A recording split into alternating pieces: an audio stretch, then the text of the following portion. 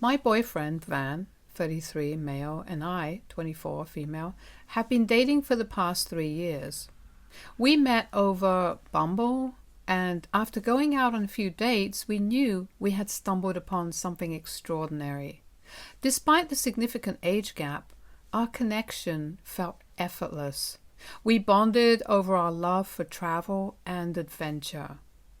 From the very beginning of our relationship, I always made it very clear to Van that I was not ready to settle down anytime soon. I cherished our adventures and the freedom to explore life without the commitment of marriage. Van always seemed understanding, assuring me that he valued our relationship and was in no rush for anything more. 3 months ago, Van and I attended his friend's wedding. I met some of his college friends, and amidst the celebration, a few of them playfully teased us, wondering why we weren't married yet. I chuckled nervously, brushing off the question with a shy smile. After returning from the wedding, Van's behavior took an unexpected turn. He began flooding me with social media posts that emphasized the importance of women getting married and having children before the age of 30. Initially, I found it a bit peculiar but didn't think much of it. However, his behavior escalated. He started asking his sister if we could babysit her kids on the weekends. Being a working professional, weekends were my time to unwind and enjoy some relaxation. Initially, I didn't mind having the kids over occasionally, but it soon became a regular occurrence, and I began feeling uneasy about the whole situation. What annoyed me the most was how we would volunteer to babysit his sister's kids without even consulting me. I would make plans, even securing reservations for us to go out during the weekend, only for him to cancel them, citing the need to watch his sister's kids because she needed a break. I began to suspect that he was doing this intentionally, perhaps in his weird little way to prepare me for the future. What irked me even more was that every time we babysat those kids, I ended up being the one looking after them, while Van remained glued to the TV with them for the entire day. The situation not only disrupted my plans to relax, but also left me feeling like I was shouldering the majority of the responsibility during these babysitting sessions.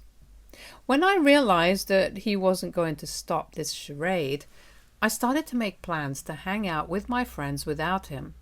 This really seemed to piss him off. He insisted that as a woman I should be looking after the kids and leave him alone with them.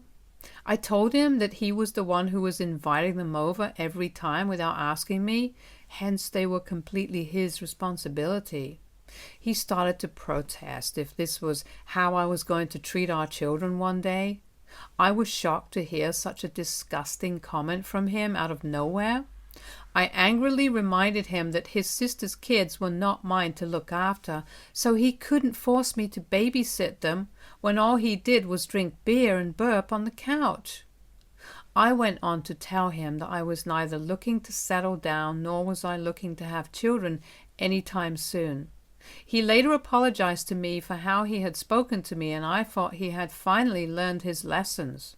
Over the next few weeks, he didn't bring up the matter, and we had a few great dates.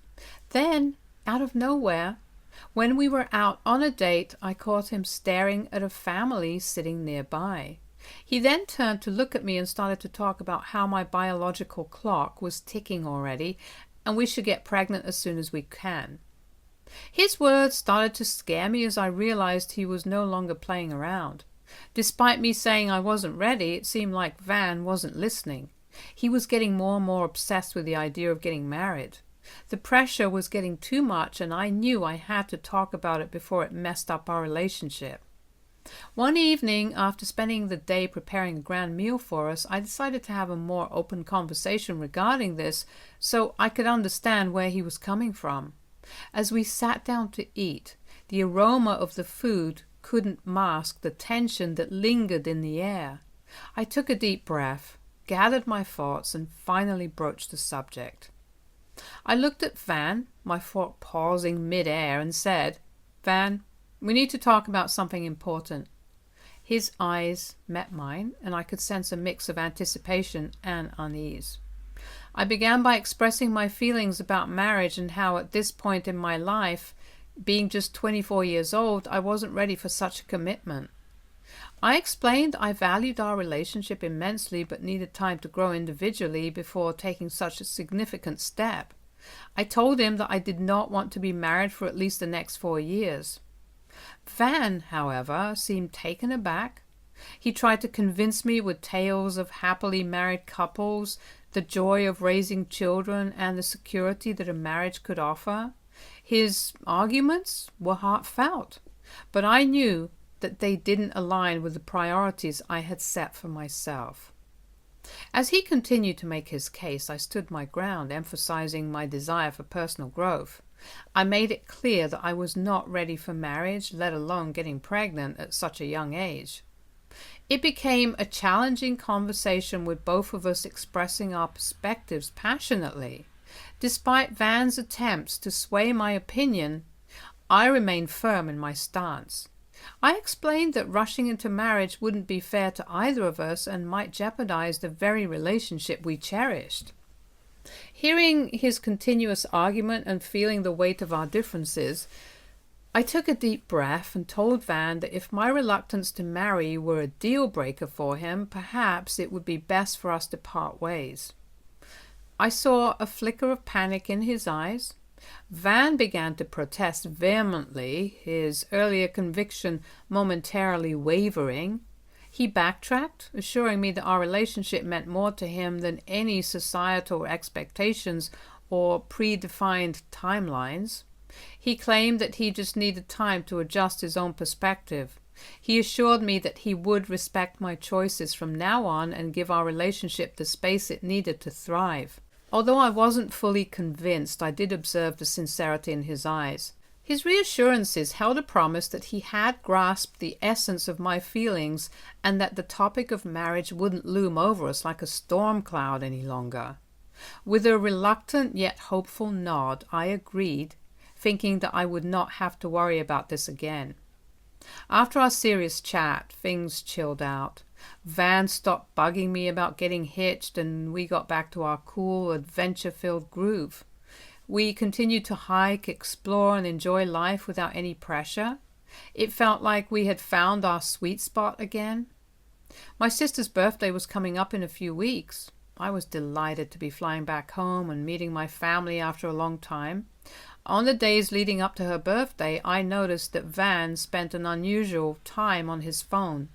He would act a bit odd every time I walked into the room, and it made me wonder what was going on. I tried not to jump to conclusions, but the uneasy feeling lingered, like a storm brewing on the horizon.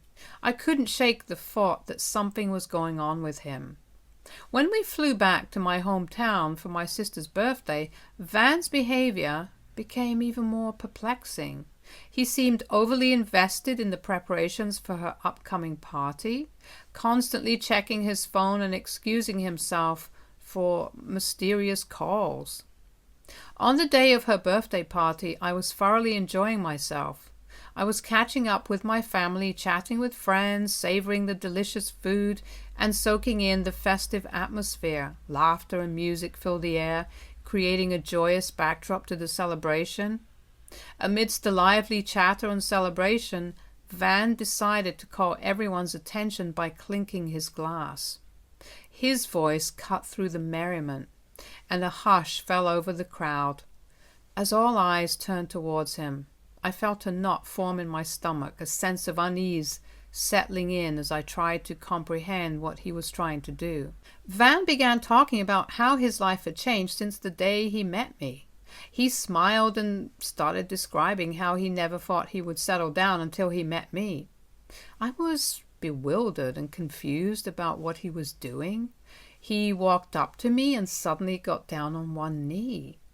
I gasped in shock as my family and friends erupted in a chorus of encouragement, cheering him on as he took out a ring.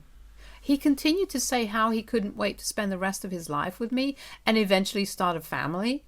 Van's eyes held a mixture of anticipation and hope as he continued to hold out the ring, awaiting my response. I was so shocked seeing what he had just done. He knew very well how much I didn't want to get married, but there he was, a shiny ring in hand, asking me to say yes in front of everyone. In that charged moment, I grappled with conflicting emotions. The festive celebration had taken an unexpected turn, and I found myself standing at the center of attention. Panic set in. I looked around at all the familiar faces. My mother looked like I had just won the lottery. My sister smiled at me, mouthing me to say yes to Van, and all my cousins were giggling. I felt like a deer caught in headlights. My boyfriend had this hopeful look in his eyes, like he just aced a math test and was waiting for a high five. In the midst of my internal freakout, I shook my head. I can't. I finally uttered the weight of those words hanging in the air. Van's hopeful expression faltered, replaced by a mix of sadness and confusion. His disappointment was palpable, and I could sense a tinge of embarrassment in the silence that followed. My family members exchanged glances, their initial enthusiasm replaced by a hesitant awareness of the unfolding scene. Van stood up slowly, the glimmer of the ring now dimmed. He attempted a strained smile, attempting to downplay the rejection. The atmosphere, once vibrant, now carried an awkward tension.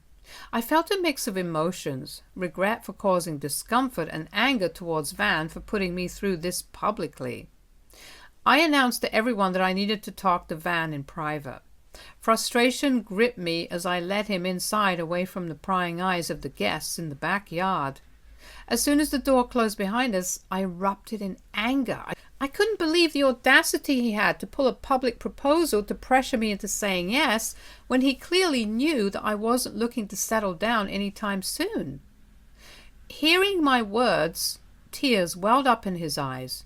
His voice quivered as he expressed how I had shattered his dreams, claiming that proposing was the ultimate expression of his love and any other woman would have been excited to say yes to him. I angrily retorted that he should then go and propose to someone else because I can't be with him anymore. The scene quickly escalated, with Van's tears turning into audible sobs. He started to accuse me that I had led him on all these years, playing with his emotions. I reminded him about our past conversation and how I never signed up for this emotional roller coaster, so I didn't understand how I was suddenly the bad guy. The commotion caught the attention of my sister and mother, who rushed in with concern etched on their faces. Seeing his tear-stricken face, they started to implore me to reconsider his proposal, highlighting how it was time for me to grow up and settle down. I couldn't believe how my own family could force me to get married when I had already clearly expressed that I was not ready. My sister told me that I had no right to embarrass Van in front of everyone. I looked around and saw some of my friends giving me sympathetic glances, thinking I was crushing my poor Van's dreams. Overwhelmed by the embarrassment and the persistent opposition from my family, I couldn't bear the weight of the situation.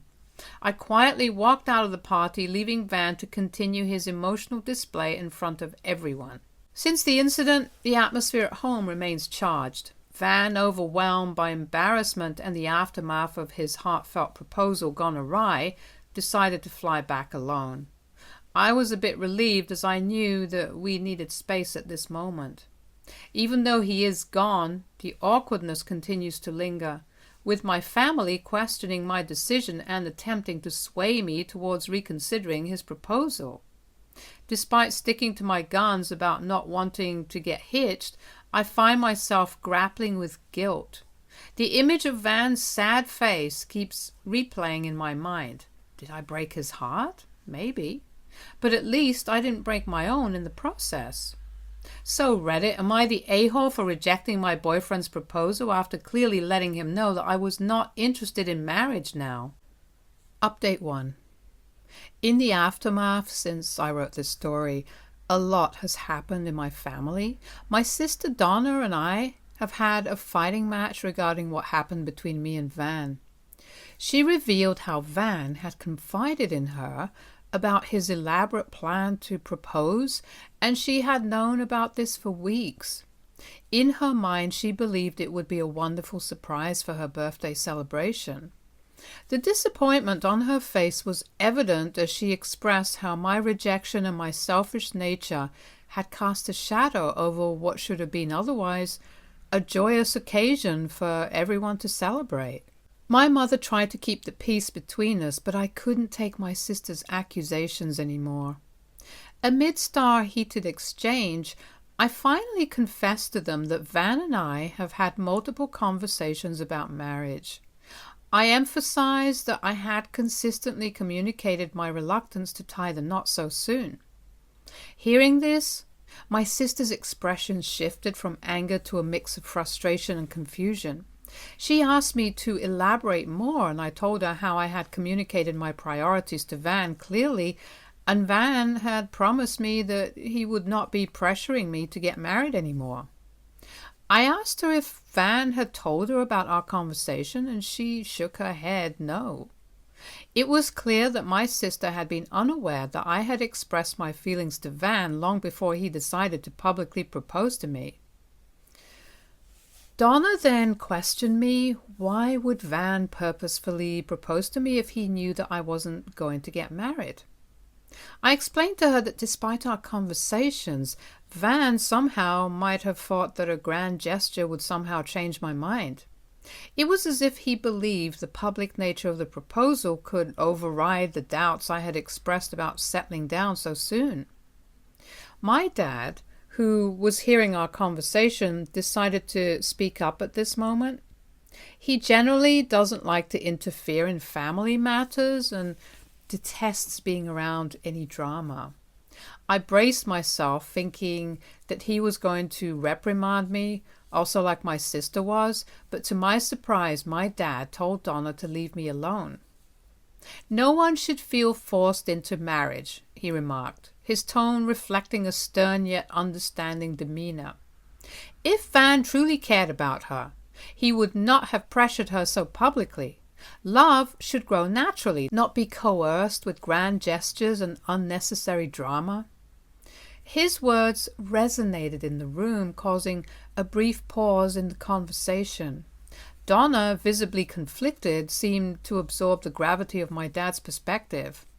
I couldn't help but feel a mix of gratitude and bewilderment towards my dad for having my back. Despite my sister temporarily shelving the conversation, there's an underlying skepticism lingering in the air. As for Van, he has been calling me non-stop after flying back home. I thought we could take a bit of space from each other, but he has been constantly texting how much he loves me and misses me. He has sent me paragraph after paragraph about how he can't imagine spending the rest of his life with anyone except me. It's starting to make me feel suffocated. I have loved Van all these years, but his refusal to accept my boundaries is making me question our relationship. I will update you once I fly back home and confront him. Update 2. Thank you for everyone's overwhelming support and interest in my story. To start with, when I returned back to the city, I didn't immediately get back home as I knew Van would be waiting for me. His constant calls and heartfelt messages have overwhelmed me, and I didn't have the energy to confront him. I decided to stay at a nearby hotel for a few days while I went to work. Despite my initial resolve to address the situation calmly, his relentless pursuit became overwhelming. 2 weeks later, I decided it was time for a face-to-face confrontation. I invited Van out for lunch, and he was excited to see me after so long. As I met him, the weight of unspoken words hung in the air.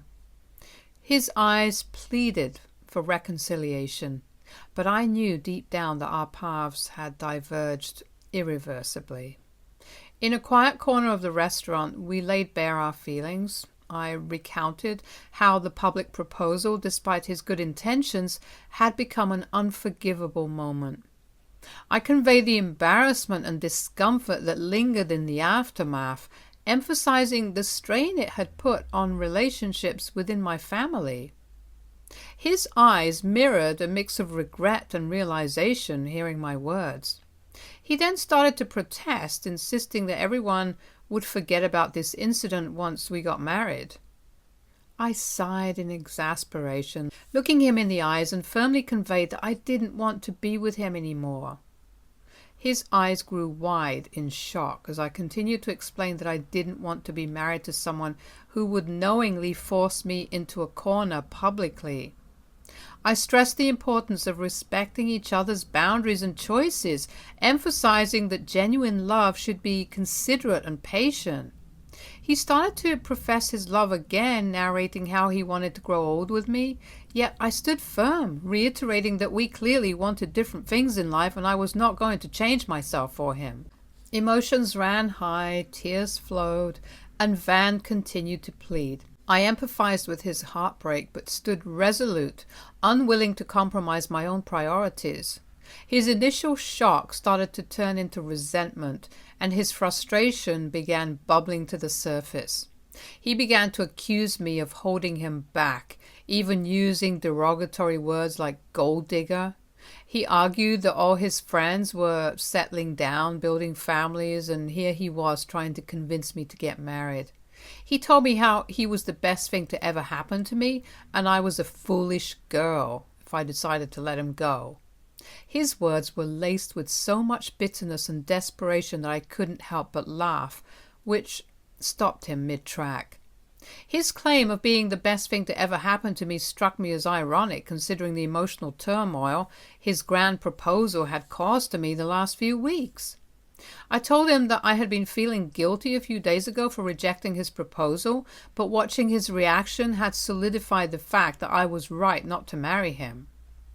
Van, caught off guard by my response, seemed momentarily lost for words.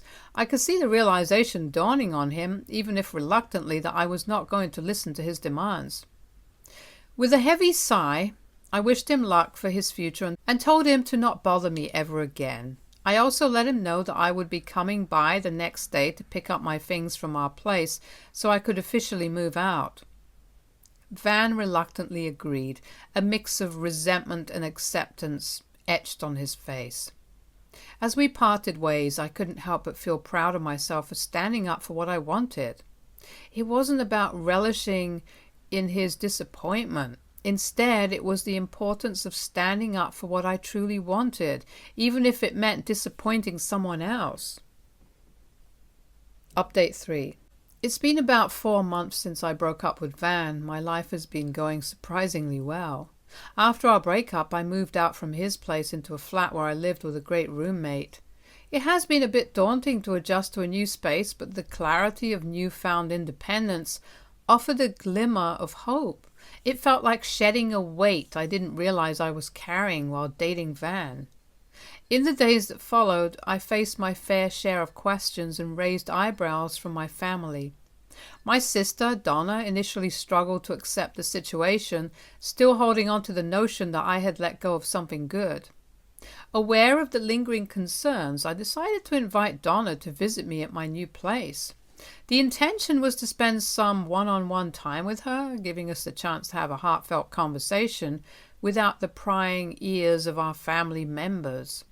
When she visited me, we could finally talk about everything. I started by acknowledging her concerns, understanding that my decisions might have seemed sudden and unexpected to everyone, as I had been with Van for a long time. I wanted to reassure her that my breakup with him wasn't about rejecting a good thing, but about recognizing what truly made me happy.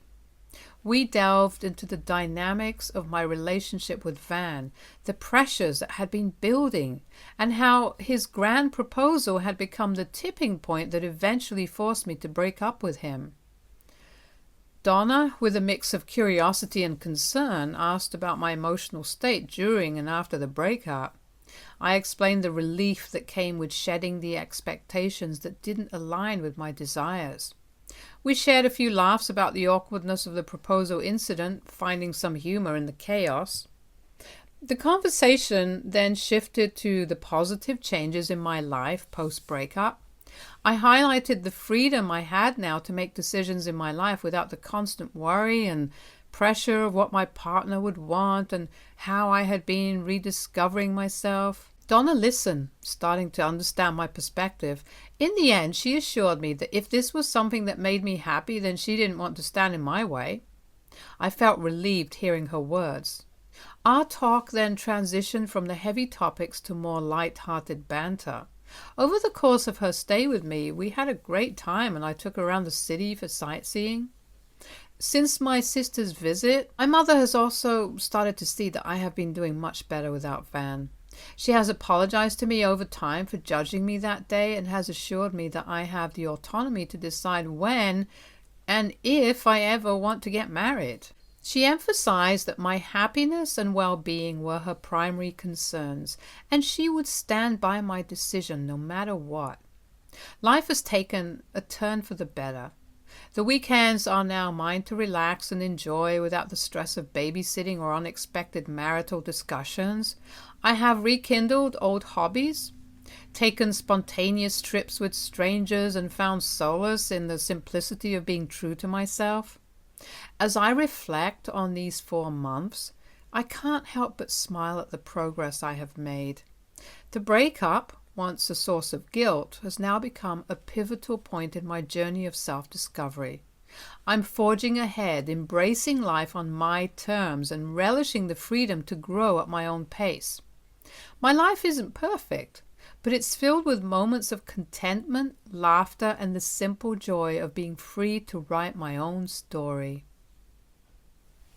Stay tuned for more stories from our girl relationships.